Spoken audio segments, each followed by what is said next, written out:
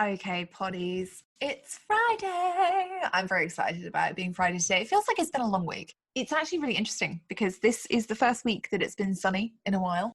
And I've been loving that, but I sound kind of tired because I've actually spent most of the day just kind of on the balcony writing out bits of content. I'm like, oh, it's nice and everything is sunny. And coming inside, do you ever get that feeling when you like come inside and your eyes start to go a bit like, oh, this is weird. Everything seems so dark. No, I didn't just have my sunglasses on. I did remember to take them off. But on a serious note, it is the first week that's been sunny in a while. I'm feeling pretty good and I'm feeling quite excited. There's been some big changes going on recently. So just before I introduce you to today's special guest, which very, very cool person, very interesting thoughts on marketing, I just wanted to run you past some of the changes that have been going on in the marketing sphere over the last month or so. And, you know, at the time of recording this, I'm intrigued by Zuckerberg's Facebook keynote.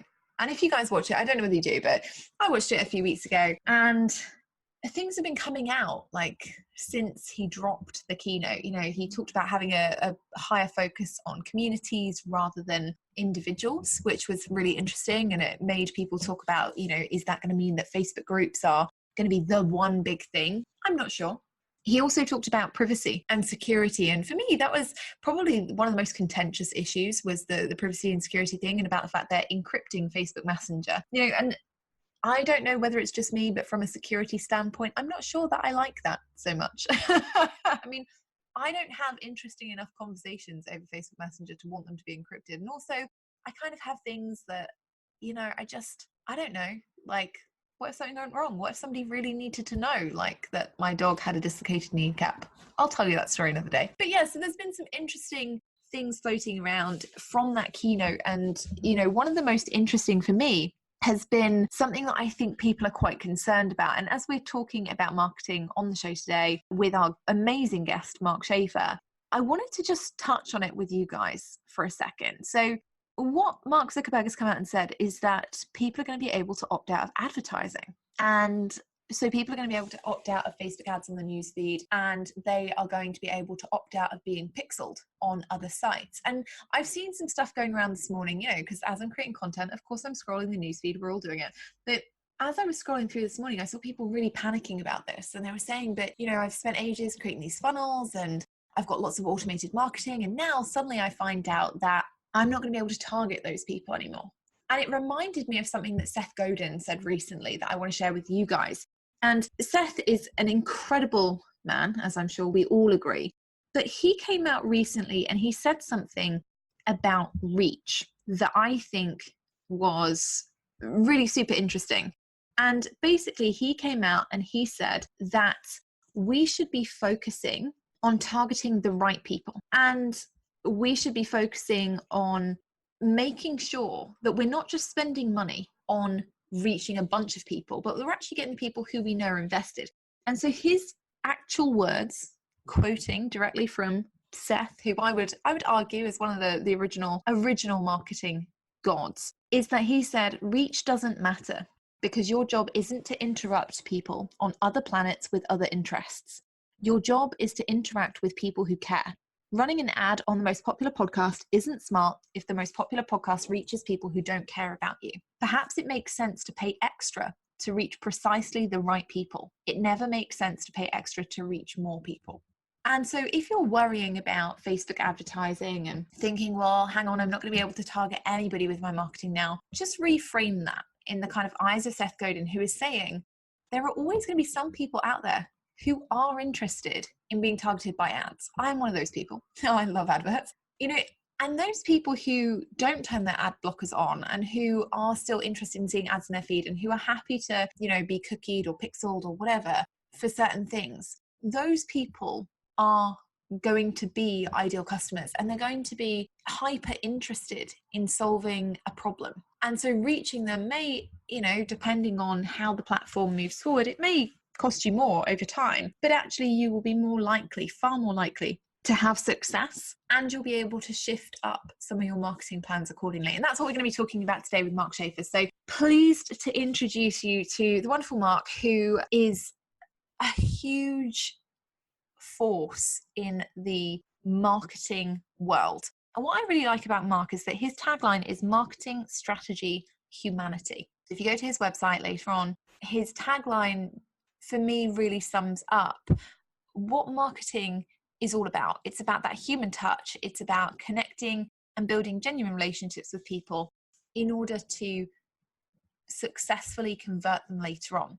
So Mark has worked with some incredible companies, including Wired, one of my favorite companies. I just, a little bit obsessed by their magazine. The BBC, CNN, Fast Company, Entrepreneur, the Wall Street Journal, and more. And we have a really interesting conversation coming up today around this idea of marketing and whether or not we are truly disconnected from our customers and how we can actually re-engage them, how we can make sure that we are marketing in the best possible way and that we're doing it in a way that is human as opposed to stereotypical, in your face, let's just hammer them with some more ads. So enjoy this conversation. I hope you enjoy it as much as I enjoyed having it. It's a really interesting one. And if you've got any thoughts on the Zuckerberg keynote, hit me up, tell me about that on Instagram or email. I would love to hear what your thoughts are about the way that the current social media world is changing and evolving and shifting.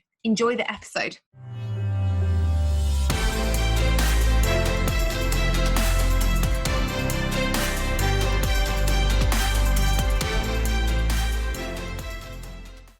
Okay, guys, welcome to another episode of the Smart Leader Self Podcast. I'm very excited. And as in my intro, I told you that we have the wonderful Mark Schaefer joining us today. Welcome, Mark.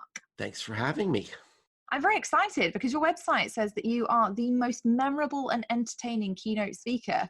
And so I'm kind of excited. I'm expecting big things from this. Oh, no pressure or anything. Well, no pressure, but I always figure if it's on a website. It's still early here in the Eastern US. Oh, really? Is that the problem? I always forget the time zone. So it is always a bit of a nightmare. We're always like 7 or 8 hours ahead of you guys. So we'll try and make it easy, warm up, and then no hard questions. No hard questions and coffee. That's the rule right now. We try. So I always say this to people, my intros are always based on, what I've come across and the reason that I bring you on the show. And like I was saying to you earlier, we had somebody recommend you and say, Jess, we'd love to hear you talk to Mark. I'm not sure whether they recommended you because it was going to be the most memorable and entertaining podcast I've ever done. I'm not sure. But it was one of those things that when I was going through your website, I actually really liked your approach to marketing and I found it really refreshing. As my poddies will know, I'm somebody who really can't bear the kind of cookie cutter generic standard online coach marketing. And we've seen it for the last 5 years. We've seen this rise of just boring and ineffective marketing, I think. So can you just tell us a little bit about how you got here, and why marketing for you is so important? Well, when I was at the university many years ago, I was actually a journalism major. And in my junior year, I opened up this marketing textbook in my first marketing class. And it was Principles of Marketing from Dr. Philip Kotler. And he said, marketing is a combination of psychology, sociology, and anthropology. And I thought that is the coolest thing ever. I want to do that. Marketing is all things human. And it was so interesting to me. And I kind of got hooked and started out in corporate communications, but eventually got myself into marketing. But it also sort of, I think, imprinted on me a philosophy and a value system that shows up in my work. And it kind of become the hallmark of where I am today, that if you ask most people in business what marketing is all about, you're probably going to get an answer about technology.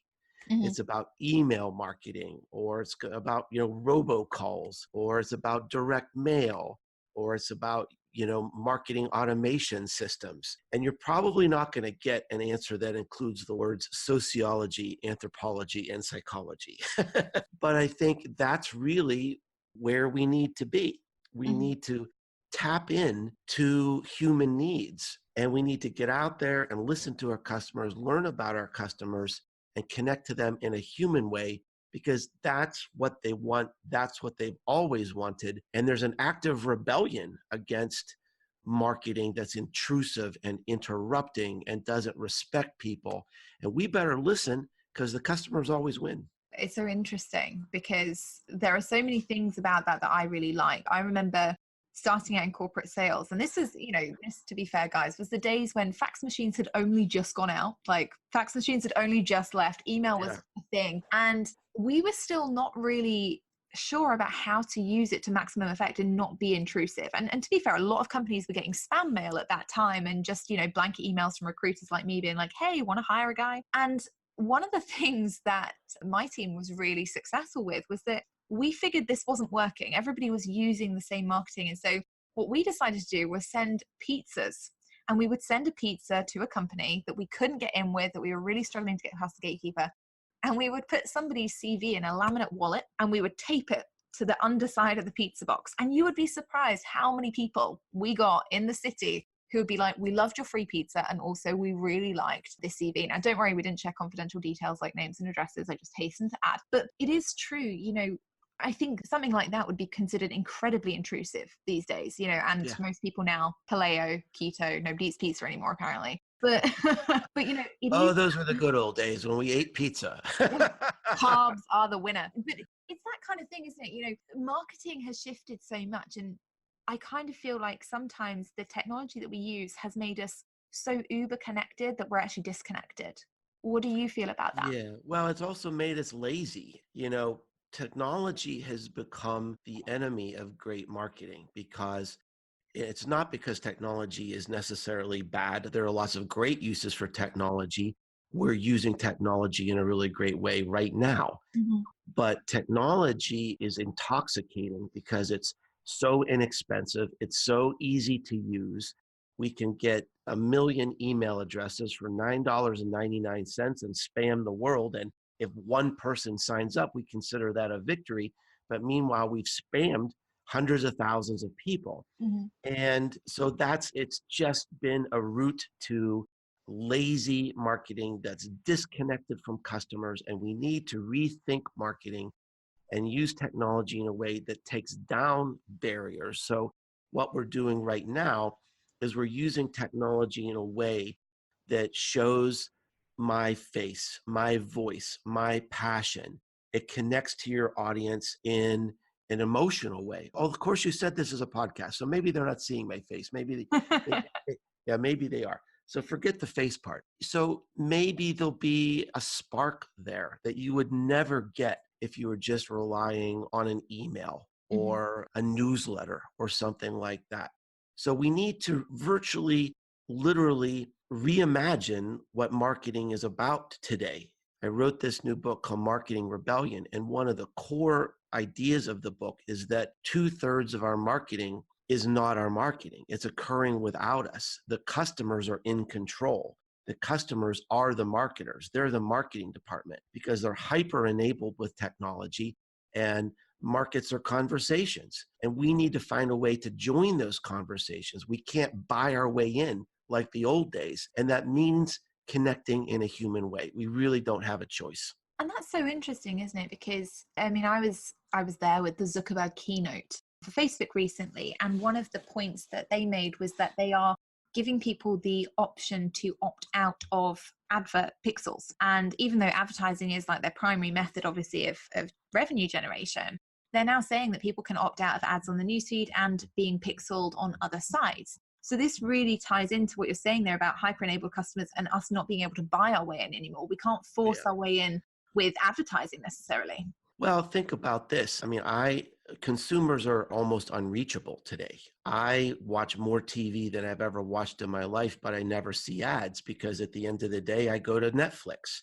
Mm-hmm. I go to Amazon Prime. I don't see ads. I listen to the radio in my car all the time on long drives, but I listen to Spotify. I listen to audiobooks. I never hear ads, never hear ads on the radio. 1/3 of Americans have ad blockers on their smart devices, which is arguably the largest citizen revolt in history. Millions and millions and millions of people are saying, we don't want ads. And so what's the advertising industry doing? They're saying, let's find a way to go around these ad blockers and show them more ads. How stupid is that? What a ridiculous response. People are saying, we want to opt out. And they're saying, no, you're opting in. And so we have to adjust. We have to rethink what marketing is all about. We need to have a more human-centered approach. And I mean, like I said, I'm not being prescriptive and saying abandon technology. Of course not.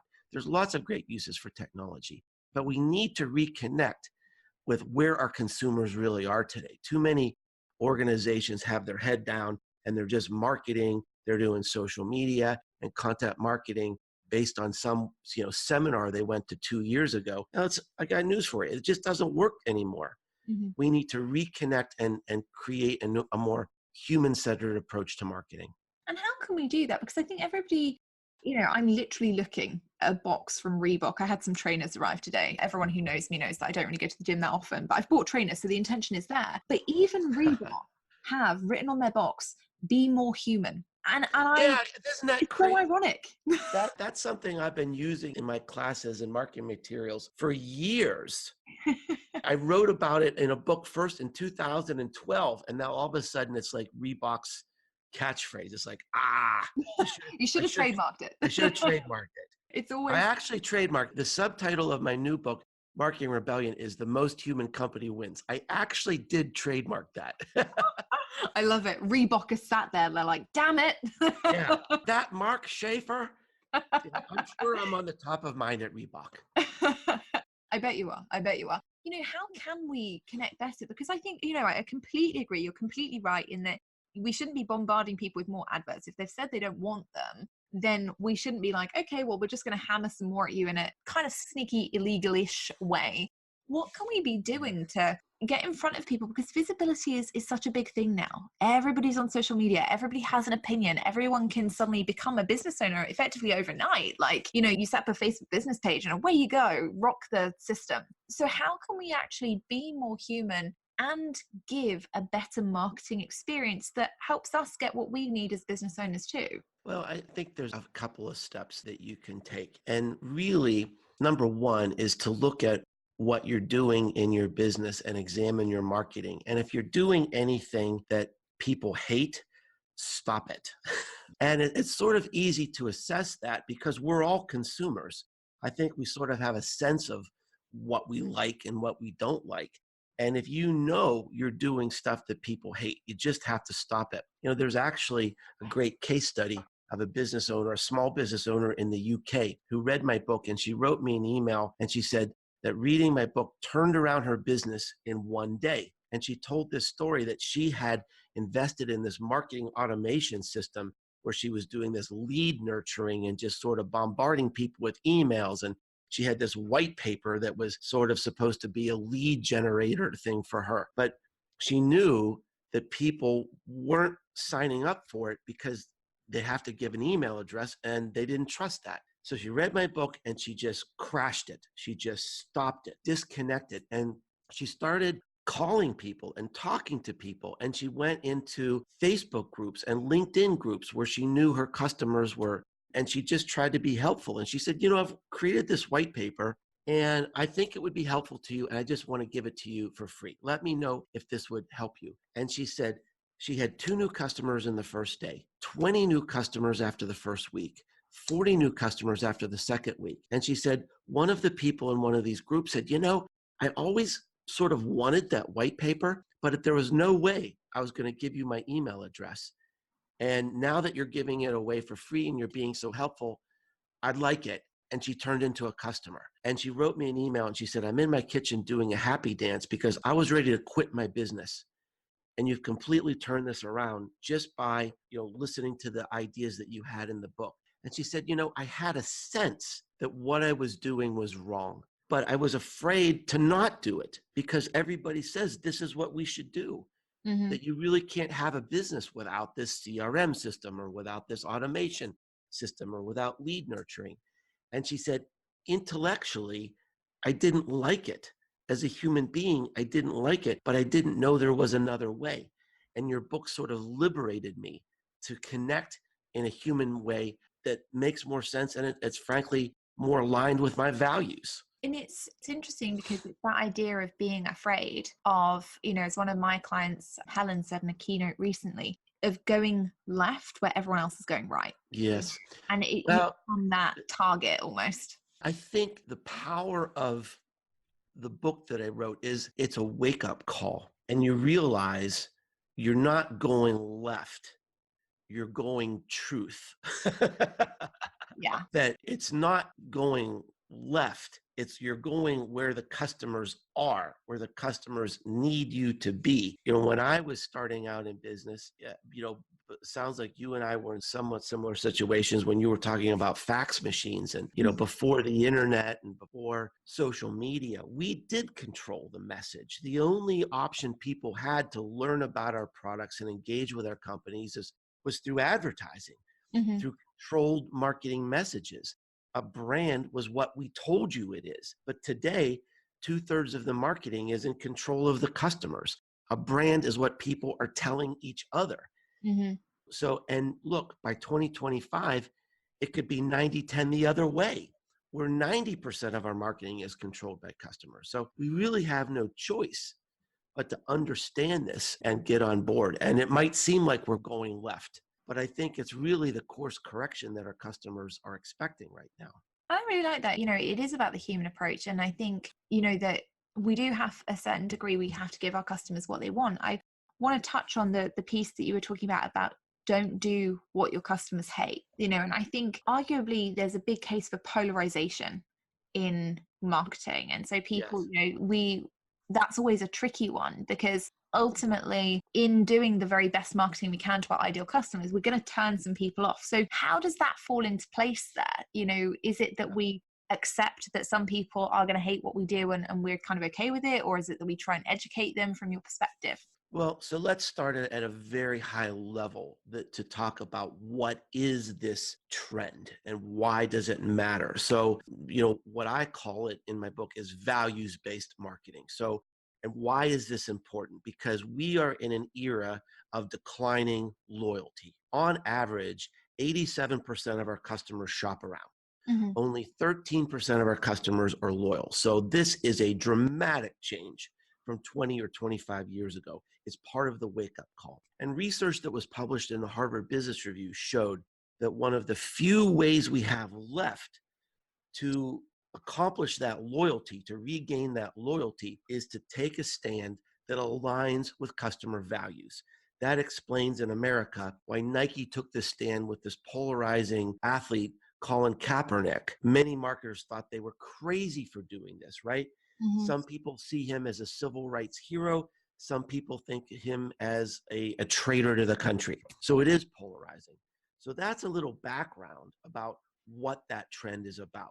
Now, I'm seeing a trend that is very concerning to me. There's a lot of blog posts out there saying that everybody needs to take a stand and everybody needs to state what they stand for. And I say, no, that is not true. Sometimes you just want a hamburger or a sandwich because it tastes good. Sometimes you just need to fill up your car with gasoline because the gas station is right there. They don't really care what you stand for. So, job number one is that is not necessarily a trend that everybody needs to play into. So don't listen to all that, hype. Number two, to show what you stand for and employ values-based marketing, it doesn't have to be polarizing. It can just show that you love your community, that you're involved in your community. It doesn't have to be taking a stand on some civil rights issue or some, religious issue. It could just be, it could be something unifying. It could be something uniting. It can be something very inspirational. And you don't have to take out ads saying this is where we stand on this. Maybe it means just showing up at an event where you're helping to clean up your community, or you begin, helping to mentor people. I mean, that's something that everybody can sort of believe in, right? So it doesn't need to be polarizing, but it does help when people see you show up in a way that's inspirational. So I completely agree. I think we have to have more positive polarization. Actually, it's really nice. Some of the brands over the years that have done it in the UK, we had the Dove brand recently. Sure. Well, I say recently, but a couple of years ago, they did this amazing campaign where they wanted to use real women as models, and they brought people together through actually kind of not being happy with their bodies. And it was amazing because it did bring women together.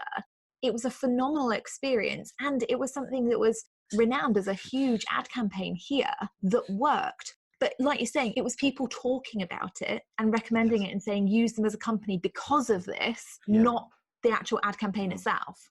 And I think this is something that your audience is especially well prepared to succeed with, because it's really hard for a big company like Dove. I think they're owned by Unilever. So how do you create an emotional connection to a product like that? Increasingly, we create emotional connections with people, with the owners. We generally don't believe companies and brands and advertising. And even something like the Dove campaign, I'm sure in some people's minds, it was sort of like, well, really? Are you really doing this? Do you really believe that? Are you going to go back to the old way? Are these really customers, or is this just another gimmick? So we are inherently skeptical when it comes to multi-billion-dollar companies.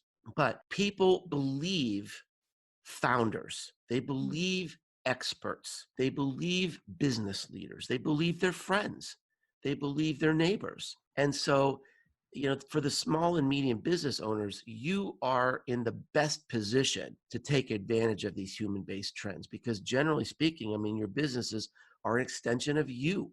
You are the spokesperson, you are the representative. And I think that's a powerful lesson in my book, is that people, we used, like Dove, right? How did they build that brand? Advertising. But how is the soap company in your local city, or the local beer company in your city, how are they building their brand? It's not through advertising. It's through human impressions and human connections. And that's how the businesses of the future will be built. I really like that. That's so important. And I think that's actually a great place to leave people to ponder what they want to do about their own marketing. But while they're doing that, could you tell us a bit more about the book and about why you've written it? Because I love the title. I'm a little bit obsessed with things with the word rebellion in at the moment, but also, what people can get from it. And I know it's available on Amazon. So if you guys Sure. haven't already hopped over to Amazon, make sure you go there and check it out. Marketing Rebellion by Mark W. Schaefer. And you can check out the spelling of that in the show notes too. Don't worry, we've got you covered on all bases. So tell us about the book.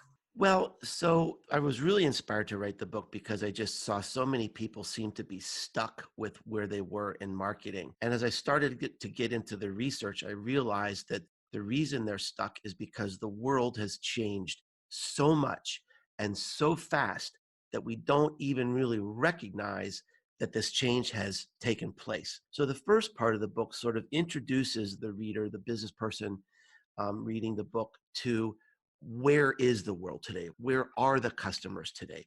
And what is the new mindset that's required? And the rest of the book is really sort of a map.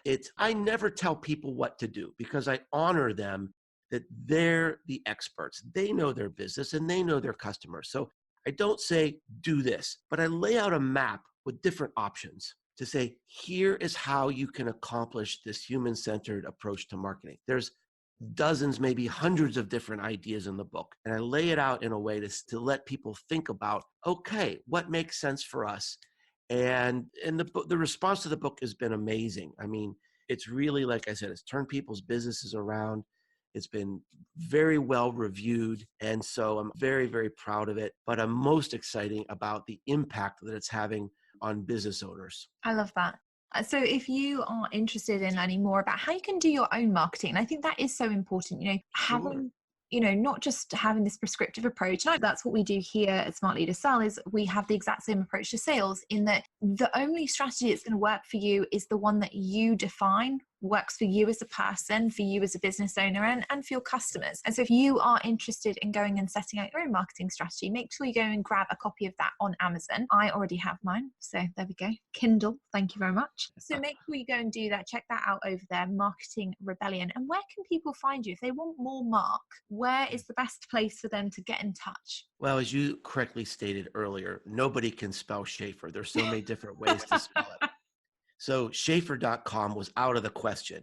So I figured people could remember businesses grow. That's my website. If you can remember businessesgrow.com, you can find my blog. It's free. The podcast is free. My books are on there. They cost a little bit. But my last book took 2 years to write. So you can buy 2 years of my life for about 15 pounds. So that's a good bargain. That's a real bargain. It's a good bargain. It's a good bargain. And there's lots of resources on there where you can learn about me and you can connect with me on social media. I'd love to keep in touch with your audience, Jessica. Fabulous. And we'd love to keep in touch with you. So like I say, guys, if you are interested in creating your own marketing strategy and defining what marketing really means to you and how you can best use it, head over to businessesgrow.com and check out Mark, check out his book. But also, if you feel like we've had an interesting conversation today and you think, I got this amazing key takeaway from Mark, please don't hesitate to go on social media and tag us and let us know what your key learn was. We'd really like to hear when we're getting it right. So let us know and we will catch you on social media. I will see you on Monday. And Mark, thank you so much for an excellent episode. It's been so much fun to record with you today. Thank you, Jessica. It's been a delight. Thanks for having me. No problem. Poddies, we'll see you on Monday. And don't forget, hit us up on social. Let us know how we did.